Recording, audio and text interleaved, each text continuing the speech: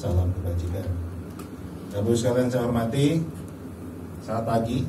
Senang sekali kita bisa jumpa lagi di sini. Sebagian besar mungkin sudah kenal saya. Selamat pagi, Kang Mono. Selamat pagi, Bu.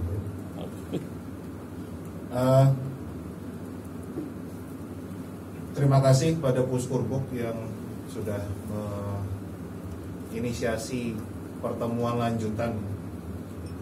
Kurang lebih mungkin 2-3 bulan yang lalu saya kontak Pak Kapus untuk menanyakan kelanjutan dari informatika. Akhirnya beliau memberikan kesempatan, waktu itu beberapa perwakilan organisasi bertemu lewat Zoom, dan sekarang ditindaklanjuti dengan pertemuan kita hari ini. Jadi terima kasih kepada Puskurbuk. Semoga pertemuan kita bisa membuahkan hasil, terutama untuk peningkatan mutu dari pendidikan kita. Nah, yang saya mau bahas di sini adalah persepsi. Persepsi tentang informatika. Banyak teman-teman yang dulu ex guru TIK itu masih punya mimpi supaya TIK hadir kembali. Nah, jadi saya mau memastikan dulu, saya mau ada perkenalan ya, udah kenal semua kan? Ada beberapa poin yang ingin sampaikan. Satu, mudah-mudahan kita sepakat kalau informatika itu bukan TIK, bukan KKPI. Sama sekali bukan. Walaupun banyak teman-teman ex guru TIK yang punya impian supaya TIK kembali lagi dengan ganti baju namanya informatika, harapan saya hari ini kita bisa sepakat itu kita lupakan. Nanti saya jelaskan kenapa. Yang kedua, informatika harusnya tidak mengajarkan hard skill, bukan mengajarkan keterampilan teknis, bukan menjadikan anak-anak kita programmer, bukan menjadikan anak-anak kita selevel Kang Ono, nggak mungkin, ya kan? Bukan itu tujuannya. Soalnya levelnya pendek.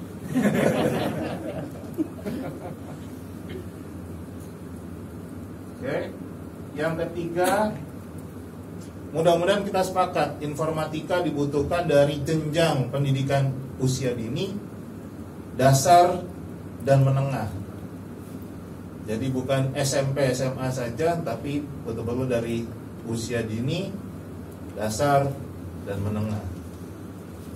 Yang terakhir adalah, ini mungkin yang pasti akan terjadi perdebatan. Harusnya semua pendidik, saya garis bawahin ya, pendidik bukan pengajar, itu mampu mengampu pelajaran informatika. Kalau mereka pendidik bukan pengajar. Kenapa? Logikanya sederhana. Kalau mapel ini sepakat masuk nanti dalam kurikulum SD, ya kan? Semua murid SD harus menguasai KD mapel informatika nggak? Kalau ini sepakat nanti betul-betul masuk sebagai mata pelajaran dalam kurikulum, harus kan? Semua anak SD harus menguasai KD-KD di mapel informatika ini. Sekarang kalau gurunya nggak mampu, ada persoalan besar di sini. Kalau semua muridnya harus suruh menguasai, tapi ada guru yang nggak menguasai, ada problem besar. Problemnya entah kurikulumnya memang ketinggian, atau gurunya yang nggak mampu kan, yang nggak layak untuk jadi pendidik. Oke, jadi ini 4 poin yang mau saya sampaikan. Ini nggak akan lama sih, mungkin nanti kita diskusi akan panjang. Oke. Kita bicara, kita harus menyamakan persepsi dulu. Kalau TIK, kalau informatika itu bukan TIK, bukan KKPI. Dari awal dulu teman-teman organisasi guru TIK KKPI berdemo ke Kemdikbud, saya sudah mengatakan TIK itu nggak laku lagi. Kenapa? TIK itu cuma ngajarin caranya mencet tombol. Anak sekarang itu nggak perlu diajarin caranya mencet tombol. Yang perlu diajarin mungkin bapak ibu guru. Tapi kalau anaknya nggak perlu lagi diajarkan caranya menggunakan aplikasi ini, menggunakan hardware ini. Dari lahir mereka jarinya udah bisa begini-begini sekarang. Karena memang anak digital.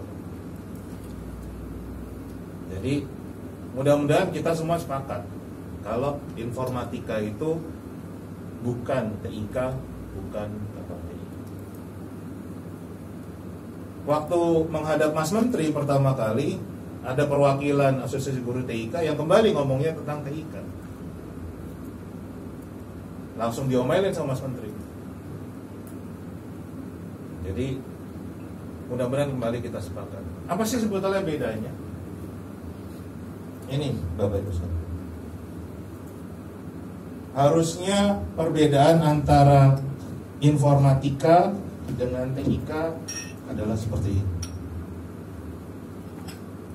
Di TIK, anak-anak dididik untuk cara menggunakan hardware, cara menggunakan software. Gimana cara pakai Excel, gimana cara pakai PowerPoint. Sedangkan di informatika yang diajarkan harusnya bagaimana memecahkan masalah. Bukan cara make alat, tapi bagaimana memecahkan masalah dalam kehidupan sehari-hari.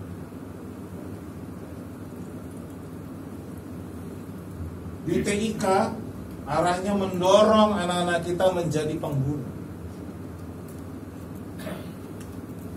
menjadi konsumen.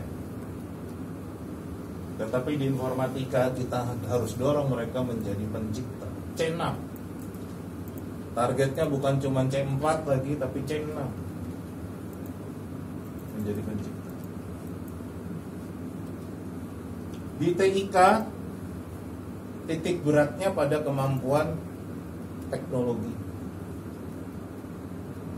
Tapi di informatika harus titik beratnya di kemampuan manusianya. Karena teknologi itu cuma berhenti sampai level berpikir C3. Hanya manusia yang bisa berpikir sampai level C6. Jadi bahaya kalau kita justru bergantung pada mesin, pada teknologi yang juga ciptaan manusia. Nanti akan saya jelaskan lebih detail. Okay. Yang keempat, di TIK belajar bagian-bagian komputer secara pengetahuan. Saya kalau melihat buku TIK dulu, guru ngajar TIK termasuk beberapa kepala pusat kurikulum yang dulu mengatakan, anak saya masa diajarin ini namanya mouse, ini namanya monitor. Itu kepala puskur yang dulu mengatakan seperti itu. Di informatika pola berpikir yang didorong, menggabungkan atau mengintegrasikan ilmu sains, teknologi, engineering atau rekayasa, seni, dan matematika. Lebih dikenal dengan istilah STEM, Science, Technology, Engineering, Art, dan Matematika. Di TIK, peserta didik dilatih untuk membuat dokumen. Di informatika dilatih untuk mengeluarkan ide-ide baru. C6. TIK lebih mengarah ke mereka yang berminat pada teknologi. Tapi yang saya katakan tadi, untuk informatika, siapapun mau kerja di bidang apapun butuh informatika. Nah, dalam menyusun naskah akademik informatika ini, saya rasa kita butuh penyamaan persepsi dulu, supaya jangan macam-macam. Dan Kalau macam-macam, ya mohon maaf, akhirnya seperti kemarin yang informatika yang kemarin itu seakan-akan seperti ember yang diisi berbagai macam materi. Oke. Kenapa bukan TIK? Yang paling keras adalah kajian di Inggris tahun 2012. Dikatakan TIK merusak anak. Itulah kenapa di seluruh dunia mata pelajaran TIK dihapus.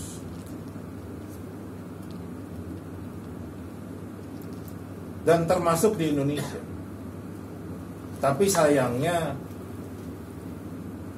pejabat Kemendikbud saat itu tidak mampu berkomunikasi dengan baik, menjelaskan secara detail, secara akademis kenapa TIK dihapus.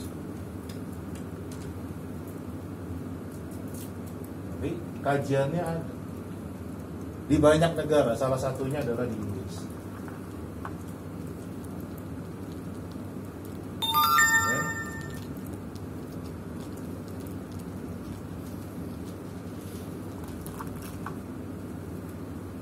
Istilahnya harmful, artinya betul-betul merusak. Kenapa? Ya tadi yang saya katakan, isi TIK itu, ICT adalah mengajarkan caranya mencet tombol. Anak-anak sekarang nggak perlu diajarin caranya mencet tombol. Kalau kita dulu, iya wajar diajarin cara mencet tombol. Kita dulu mainannya gundu, nggak pernah mainan PUBG, mainan Fortnite.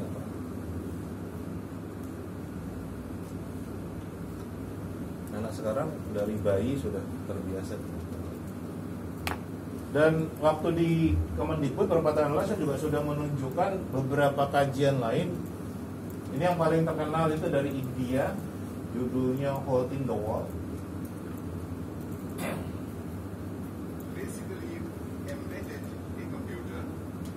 Ini namanya Dr. Sugatra Mitra. Jadi yang dilakukan di India adalah ini di akhir tahun 90-an. Mereka memasang di kampung-kampung, ya, komputer ditaruh di tembok. Kenapa taruh di tembok? Ya sama kayak di India sama kayak Indonesia, sandal aja hilang kalau di komputer. Jadi biar nggak dicolong, ditaruh di dalam tembok.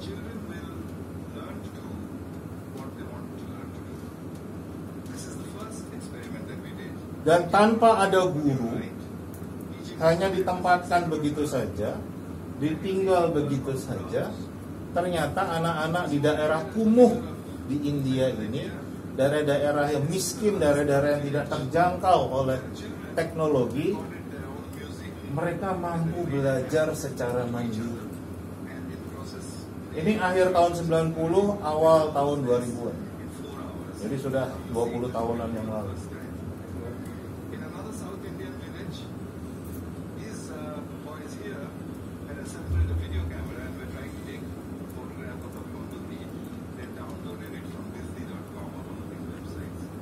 Mereka bisa melakukan sendiri, bisa download, bisa tanpa dia mengajarkan.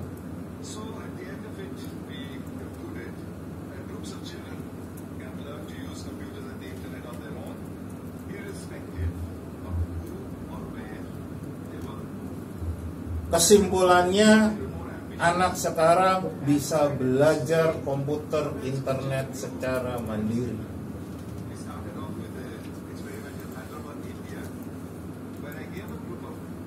Tahun 2002 di seluruh India dilakukan.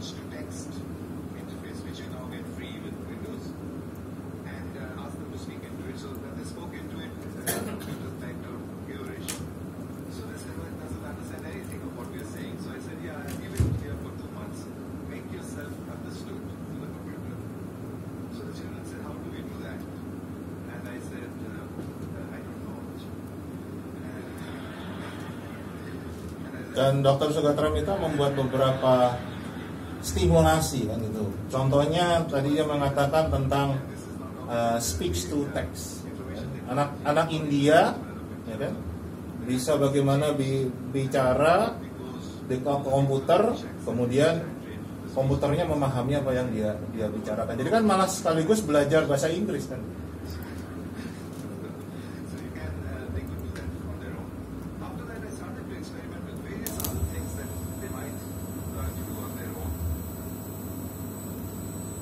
Interesting phone call once from Colombo, from the late Arthur C. Clarke, who said, I want to see what's going on.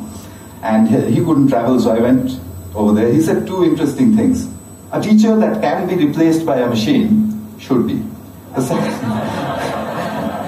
The second thing he said was that if children have interest, then education happens. And I was doing that in the field, so every time I would watch it and think of him. Possible.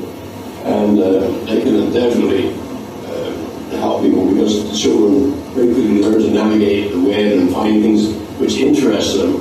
And when you've got interest, then you have education. I took the experiment to South Africa. This is a 15-year-old boy. This mention I play games.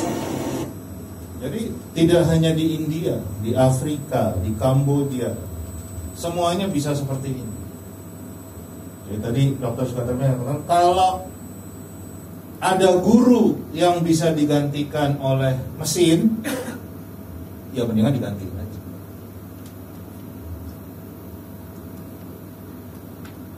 Tapi kita harus menempatkan ini bagaimana guru memang tidak bisa digantikan oleh mesin, oleh teknologi. Oke? Jadi ini bukan hanya di satu tempat, tapi di banyak tempat di penjuru dunia, menyimpulkan bahwa anak sekarang tidak perlu diajarkan caranya menggunakan komputer. Itulah kenapa TIK dianggap merusak. Sesuatu yang nggak dibutuhkan tapi diberikan. Okay.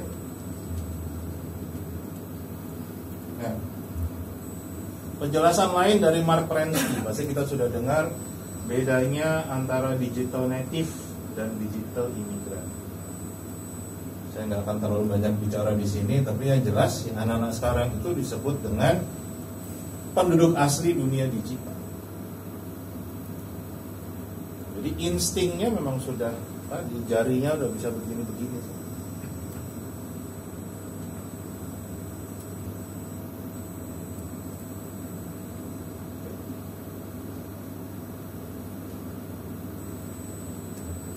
Persepsi kedua yang ingin kita samakan, informatika harusnya tidak mengajarkan hard skill, bukan mengajarkan kemampuan teknis, bukan ngajarin programming, bukan. Tetapi menggunakan programming sebagai tools untuk menumbuhkan soft skills. Beda kan? Mengajarkan programming, caranya membuat program, yang kebanyakan akhirnya menghafalkan kode,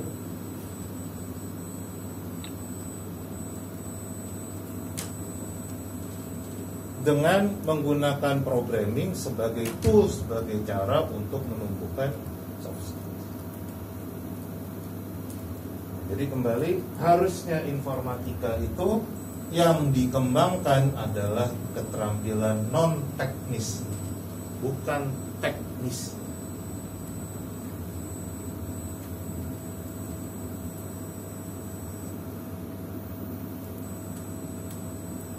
Nah, keterampilan apa yang harusnya diajarkan?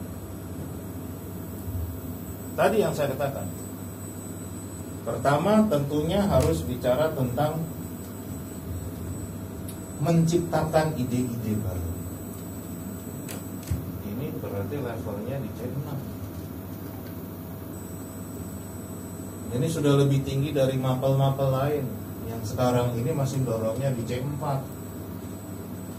Walaupun faktanya masih C1, C2, C3. Tapi informatika harus menempatkan diri kalau kita yang sudah dari awal arahnya adalah C6. Jadi kan akan berbeda. Belajar mengcopy program yang dibuat oleh guru kita, dosen kita. Itu kan C3. Dengan mereka kita dorong untuk menciptakan sebuah karya baru yang sebelumnya belum pernah tercipta. Dan beberapa sekolah yang saya dampingi sudah terjadi. Anak-anak bikin aplikasi ya, yang saya sebagai mentor dari guru-gurunya nggak ngerti cara bikin aplikasi. Gurunya pun nggak ngerti cara bikin aplikasinya. Kalau mau lihat, ini contoh. Ini teman-teman di SMK. Waktu itu saya diberi tugas untuk melatih guru-guru SMK. Bismillahirrahmanirrahim. Assalamualaikum warahmatullahi wabarakatuh. Good afternoon, dear kids. Let me introduce myself. My name is Ivan Ardiansyah. I'm 10th elementary graduate of school. Bahasa Inggrisnya masih berantakan, tapi nggak apa-apa. Tujuannya ini untuk mereka juga berani berkomunikasi, menjelaskan. On this occasion, I want to introduce the tools in my behalf. Look at this. This name is aquaponic tools. Aquaponic tools is mixing of the two with Yang dibuat head such as one and one. Pompa sirkulasi dinyalakan. Pompa penguras dinyalakan. Pompa pengisi dinyalakan. Pakan ikan dinyalakan. Jadi mereka mau Pompa sirkulasi dimatikan. aplikasi untuk Pompa penguras dimatikan. kontrol. Pompa pengisi dimatikan. Pakan ikan dimatikan. Berbasis Android.